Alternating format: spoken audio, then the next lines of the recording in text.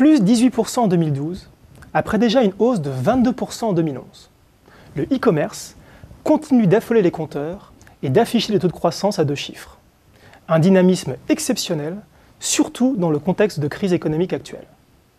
À titre de comparaison, le petit 0,4% de croissance du PIB que nous prévoyons pour 2012 fait bien pâle figure. Et encore, 0,4%, c'est dans le meilleur des cas. Pour beaucoup de secteurs, le e-commerce est désormais un îlot de croissance qui ne semble plus connaître les crises. Les ventes en ligne représentent déjà 8% du chiffre d'affaires du commerce de détail. Autrement dit, elles pèsent près de 40 milliards d'euros. Hier, marché marginal et de niche, le e-commerce est désormais un marché incontournable et un enjeu de croissance décisif pour tous les secteurs. Nul ne peut plus désormais l'ignorer. Et la prise de conscience est générale.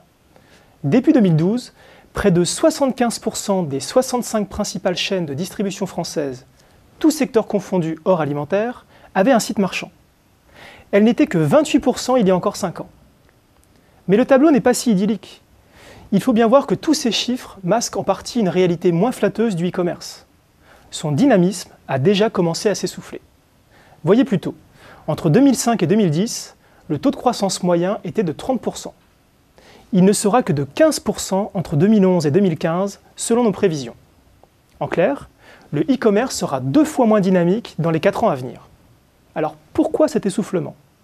Parce que 2 de ces 3 principaux moteurs de croissance sont éteints ou en passe de s'arrêter. Progression du panier moyen des achats en ligne, hausse du nombre de cyberacheteurs, croissance du nombre de transactions par cyberacheteur, voilà les 3 principaux moteurs de croissance des ventes en ligne. Le premier moteur, le panier moyen, est aujourd'hui à l'arrêt. Il stagne. La faute à la crise économique, qui affaiblit le pouvoir d'achat des consommateurs. Et il y a peu de chances que la donne s'inverse, vu les perspectives économiques à 2-3 ans. Deuxième moteur de croissance du e-commerce, la hausse du nombre de cyberacheteurs est elle aussi sur le point de s'essouffler. C'est pourtant elle qui a fortement tiré les ventes en ligne ces 10 dernières années. 10 ans, pendant lesquels le e-commerce a en effet profité de la conversion rapide des internautes à l'achat en ligne. Juste 2 chiffres pour bien comprendre. Seulement 50% des internautes effectuaient des achats en ligne en 2005. Ils sont aujourd'hui près de 80%. Le problème, c'est que du coup, les marges de progression du nombre de cyberacheteurs se réduisent. Compte tenu des évolutions démographiques en France, notre analyse révèle d'ailleurs que le potentiel maximum de cyberacheteurs sera vite atteint, dès 2016-2017 pour être précis. Qu'est-ce que cela signifie concrètement ? Eh bien que la hausse mécanique du nombre d'internautes qui achètent en ligne ne tirera plus le e-commerce. Reste alors le troisième moteur du e-commerce. Je veux parler du nombre de transactions moyen par cyberacheteur. Aujourd'hui, les cyberacheteurs réalisent en moyenne 14 transactions chaque année. Tout l'enjeu des e-commerçants est donc d'augmenter ce nombre de transactions pour continuer à générer de la croissance. Pour cela, les cybervendeurs se retrouvent face à un nouvel enjeu stratégique décisif, celui de la fidélisation de leurs clients. Fidéliser leurs clients pour les inciter à multiplier les transactions sur leur site de vente, voilà leur nouvelle priorité. Quand le nombre de cyberacheteurs augmentait rapidement, la conquête de nouveaux clients était la principale préoccupation des acteurs. L'urgence est désormais à la fidélisation.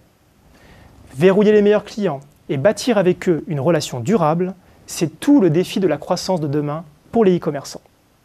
Seul problème, ces stratégies de fidélisation seront difficiles à mettre en œuvre, car la concurrence ne cesse de se renforcer. En effet, Internet suscite toujours plus de convoitises.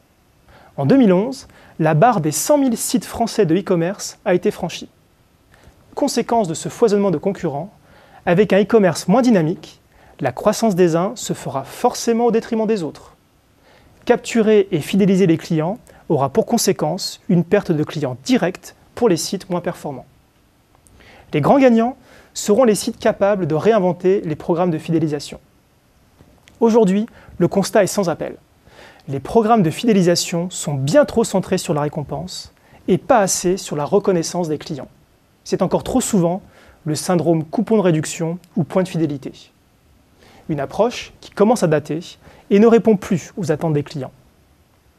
Pour réussir le pari de la fidélisation, les e-commerçants devront également à tout prix éviter l'écueil de la banalisation de leur offre. Ils devront se positionner sur des promesses de valeur fortes et différenciantes. Des promesses de valeur différenciantes qui ne pourront pas toutes se construire sur l'argument du prix bas. Enfin, les acteurs qui pourront s'appuyer sur des marques fortes et notamment des marques à dimension relationnelle disposeront d'un réel avantage concurrentiel sur leurs concurrents. La course à la fidélisation est lancée. Et cette course, qui s'annonce longue et pleine d'embûches, sera décisive pour l'avenir et la pérennité de tous les acteurs du e-commerce, sans exception.